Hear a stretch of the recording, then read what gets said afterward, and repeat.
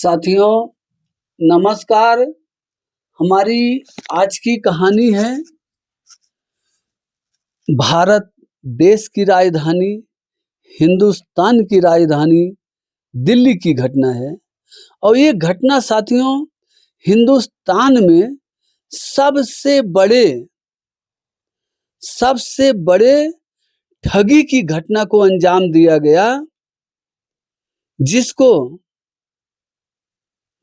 Online ठगी digital arrest करके जिसको डिजिटल अरेस्ट करके 23 करोड़ रुपए की लूट कर ली गई।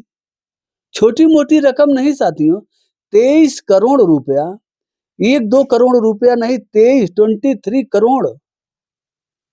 साथियों दिल्ली में एक पढ़े लिखे बुजुर्ग, अब ये कोई नहीं कह सकता कि अनपढ़ गंवार थे, इनके साथ ऐसा हो गया। ये पढ़े लिखे बुजुर्ग हैं साथियों, हाँ पढ़े लिखे बुजुर्ग हैं। और ये जो है ये बैंक में जो है, जैसे बैंक में ऑफिसर के पद पे रहे हैं। बैंक में छोटे मोटे कर्मचारी नहीं थे, ऑफिसर रंग के कर्मचारी थे, जिनका नाम नरेश मल्होत्रा बताया जा रहा है, जिनकी उम्र 78 साल के हैं, 78 ईयर इनकी उम्र 78 साल है। नरेश मल्होत्रा जो बैंक में ऑफिसर थे, उनके साथ डिजिटल अरेस्ट करके साइबर ठगों ने 23 करोड़ रुपए की लूट कर ली, और वो भी एक दिन में नहीं। सोचिए साथियों, ये भी बड़ी बात मैं आपको बता रहा हूँ, 1 घंटे में नहीं, 1 दिन में नहीं, पूरे 1 महीना लग गया 23 करोड़ रुपया लूटने के लिए। हर दिन 1-1 करोड़, 1.5 करोड़, 50-50 लाख डेली लूटते थे, और इन्हीं के द्वारा ही लूटे जाते थे। जब ये परमिशन देते थे तब वो लूट लेते थे। ऐसा ठगी हिंदुस्तान में आज तक कभी कहीं नहीं हुआ। लोगों का 1-2 लाख का चोरी हो जाता, बदमाशी हो जाता, चोर लुटेरे लूट ले जाते हैं, कितना हाहाकार हंगामा मचता है। एक रात चोर आए, 1 घंटा 2 घंटे में, आधे 1 घंटे में लाखों की चोरी करके चले जाते हैं। लोग कहते हैं हमारी जिंदगी की कमाई चली गई। इस शख्स का, नरेश मल्होत्रा का, जिसकी उम्र 78 साल है, जो बैंक में ऑफिसर के पद पर थे, रिटायरमेंट हुए हैं, उनसे 1 महीने लगातार 4 अगस्त से 4 सितंबर के बीच 23 करोड़ रुपए की साइबर ठगी कर दी गई। और ये बंदा, ये ऑफिसर नरेश मल्होत्रा 1 महीना तक लूटते रहा, लेकिन किसी को कानो कान खबर नहीं किया। जब ये पूरा लूट गया, पूरा खाली हो गया, जब इसके हाथ में, आंख में आंसू के अलावा कुछ नहीं बचे, तब इसने जाके पुलिस में शिकायत लिखाई।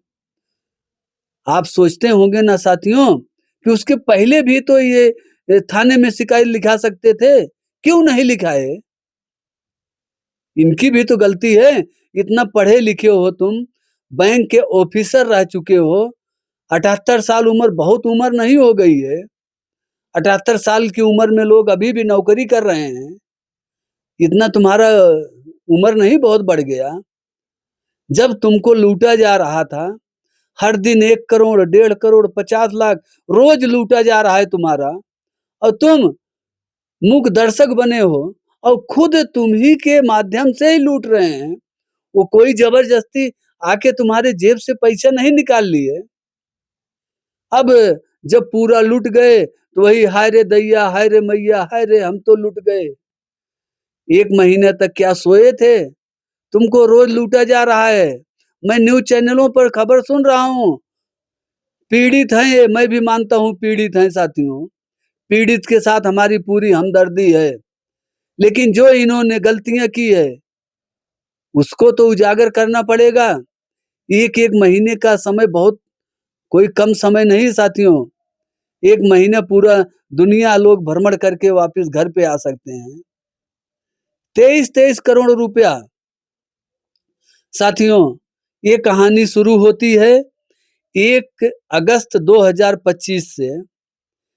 1 अगस्त 2025 को इनके ऑनलाइन लैंडलाइन फोन पर, कोई मोबाइल पर नहीं, जो इनके घर पे लैंडलाइन फोन था उस पे फोन आता है। साथियों, इनके लैंडलाइन फोन पर 1 अगस्त को पहली बार वो ठगों ने, जालसाजों ने इनके लैंडलाइन पे फोन करते हैं और इनसे बताते हैं कि हम जो है एयरटेल के ऑफिस से बोल रहे हैं, एयरटेल के ऑफिस से बोल रहे हैं, और जो आपका आधार कार्ड है, आपका जो आधार कार्ड है वो मुंबई के भाईकला में एक लैंडलाइन के कनेक्शन में लगा हुआ है।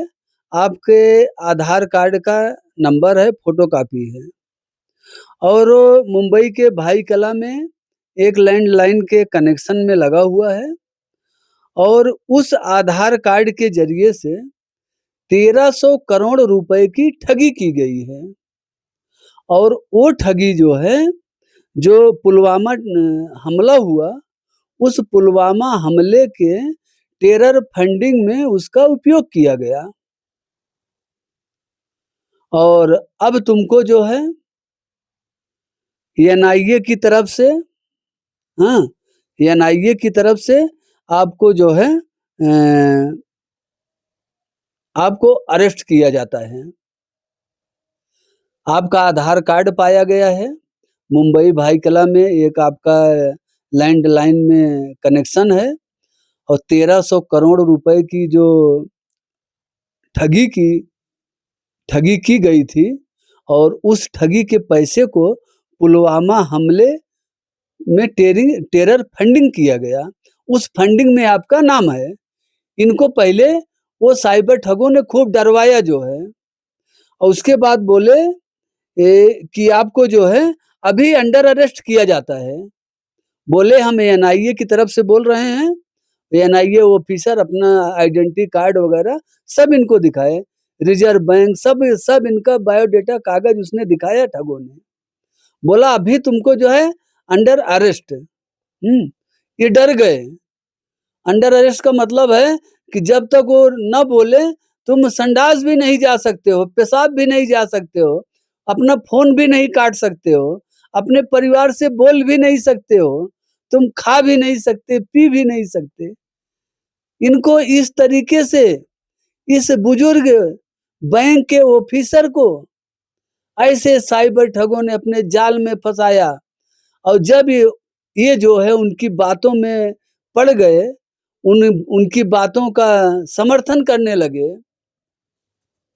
हाँ, अब इसमें बड़ी सोचने वाली ये बात है साथियों, कि कोई आया, अगर फोन ही आ गया, अगर हमको बोल रहा है कि तुम्हारा आधार कार्ड वहां लगा है, हाँ, तुम ये टेरर फंडिंग में तुम्हारा नाम आ रहा है, तुमको इतना पैसे का ये है, तो कहेगा, कह दे तू जो है, हाँ, तू हमको नकली कोई कागज भी दिखा देगा, हम मान लूंगा। जब हम चोर हैं नहीं, कोई ठगी हमने नहीं किया, कोई लूटपाट नहीं किया, कोई गलत हमारी एक्टिविटी नहीं है, तो तुम्हारे कहने से मैं हो जाऊंगा। तो इस बुजुर्ग कर्मचारी को वहां पे ये करना चाहिए था कि उसका फोन काट देना चाहिए था। लेकिन ये बुजुर्ग जो है कर्मचारी, बैंक का ऑफिसर, ये उस डिजिटल अरेस्ट वाले साइबर ठगों के चंगुल में फंस गया। और वैसे वैसे नहीं फंसा साथियों। जब आप सुनेंगे ना, आपकी जमीनें हिल जाएंगी। इस आदमी को 1 महीने तक डिजिटल अरेस्ट किया, मतलब ये 1 महीने तक कहीं गया भी नहीं होगा, किसी से बात भी नहीं किया होगा, और 24/7 फोन चालू था। इसको उतना ही मौका दिया जाता होगा कि जाओ संडास चले जाओ, जाओ पेशाब कर लो। देखो डर जो है, डर डर इंसान को क्या से क्या न करवा दे। ऐसे डरों में कितने लोग को हार्ट अटैक आ गया, मर गए, और कितने लोगों का सब कुछ लूट गया। जैसे इस आदमी का, हाँ, नरेश मल्होत्रा साहब का सब कुछ चला गया। साथियों, साइबर ठगों ने अलग अलग खातों में इनकी जमा पूंजी कमाए हुए धन को 22 करोड़ 92 लाख रुपए की ठगी कर ली। 22 करोड़ 92 लाख रुपया साथियों थोड़ा नहीं होता है। साइबर ठगों ने ठग लिया, और इनके खातों से पैसा जो है, इनके खातों से पैसा खुद वो लोग अपने खातों में ट्रांसफर करा लिए। इसीलिए मैं पहले बताया, कोई जबरदस्ती पैसा इनसे नहीं लिया, ये खुद दे दिए अपना पैसा। इतना मतभ्रम हो गए, कहे हैं ज्यादा पढ़े लिखे लोग भी कोई काम के नहीं है, वही इनके साथ हुआ। थोड़ा अगर दिमाग चलाते ये, वो साइबर ठग इनको जैसे जैसे कहता गया, वो बुढ़ा ऐसे ऐसे करते गए। ये अपने खाते से सारा पैसा निकाल निकाल के उसके खाते में ट्रांसफर कर दिए। इनके पास लास्ट में एक पूंजी और बची, जिसका नाम है शेयर मार्केट का। कुछ इनके पास कागजात थे, शेयर मार्केट में कुछ पैसा लगाए थे, उसको भी ठगों ने शेयर मार्केट से निकलवा के वो भी पैसे अपने खातों में ट्रांसफर करा लिए। सोचिए साथियों, कहे हैं ज्यादा बुद्धिमानी कहीं न कहीं धोखा ही दे देती है। खुद इतना पढ़े लिखे बुद्धिमान और खुद ही फंस गए इनके झांसों में। केवल लोग कह दिए तुमको, तुम्हारे ऊपर आरोप लगा दिए, तुम मान गए। अरे भाई, तुम्हारे ऊपर कोई केस होता, कोई बात होती, तो तुम्हारे नजदीक का पुलिस स्टेशन का कोई पुलिस आपको अरेस्ट करती ना, आपको पकड़ती। या आप किसी ऐसे गलत काम में अगर होते तो आप तो जानते कि हाँ मैं कोई गलत किया हूँ, तभी तो हमको पकड़ रहा है। जब तुम गलत भी नहीं किए हो और खुद उसमें पकड़े चले जा रहे हो, तो इससे तो आपको भगवान ही बचाए ना। साथियों, इस बुजुर्ग नरेश मल्होत्रा, जिसकी उम्र 78 साल है, 78 साल है, उसकी जिंदगी की पाई पाई की मेहनत की कमाई चली गई। अब जैसे कहते हैं ना, रोड पे आ गए, कुछ भी नहीं बचा इनके पास। जो शेयर मार्केट में पैसा लगाए थे, वो भी सब शेयर मार्केट बेच के वो पैसा उन लोगों के खाते में डाल दिए। जो मेहनत की कमाई थी इनके बैंक खातों में था, सब ट्रांसफर कर दिया। सोचिए साथियों, इसीलिए हमें कहना चाहते हैं साथियों, अगर आपके पास कोई ऐसा फ्रॉड का कॉल आए, फोन आए, कोई आपको ऐसा बोले, कोई आपसे बैंक का आपके खाते का नंबर मांगे, या आपका आधार कार्ड मांगे, पहचान कुछ भी मांगे, तो आप उससे डरो मत। वो आपको बोल रहा है ना फोन पे कि मैं ये साहब बोल रहा हूँ, ये अधिकारी बोल रहा हूँ, तो तुम भी तो साहब हो, तुम ये नहीं बोल सकते साले मैं तुमसे बड़ा साहब हूँ, बोल क्या बात है। तुम अगर ऐसे हड़काओगे साथियों ना, हमारे पास भी ऐसे एक दो बार फोन आया है, एक दो बार ऐसे फोन आया है, हमसे भी उसने बोला अपना खाते का नंबर बताओ, तुम्हारा खाता नंबर ये है, नहीं बंद हो जाएगा। हमने उल्टा ही उसको हड़का दिया था। हम बोला रख साले फोन जो है, हम बोले ऐसे ही मैं बोला था, बोला रख साले फोन, तुमको यही काम बचा है, जाके मेहनत मजदूरी नहीं करो, चोरी चमारी के धंधे में लगे हो। मैं बोला मैं तुमको जानता हूँ, साइबर फ्रॉड है ना तुम, रख साले फोन। ऐसे ही मैं डांटा था, जो है गाली दे के ऐसा डांटा था, फोन काट दिया था। तब से दोबारा हमारे पास 2 बार फोन आया था ऐसे, मैं प्रत्यक्ष बता रहा हूँ। लेकिन मैं दोनों बार ऐसे हड़का के, वो साहब बोला, मैं बोला मैं तुमसे बड़ा साहब हूँ, बोल क्या काम है।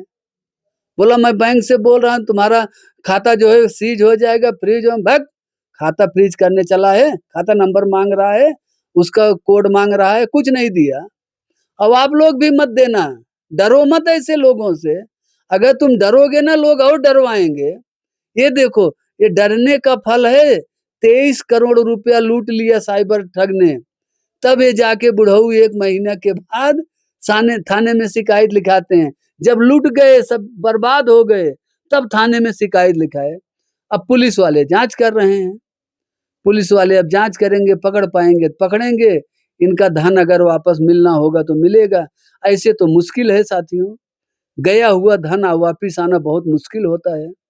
आगे भगवान ही जाने क्या होता है क्या नहीं। ऐसे लोगों से सावधान रहो। जो भी आपको फोन पे कोई पुलिस बोले, अधिकारी बोले, कोई जज बोले, डरो मत।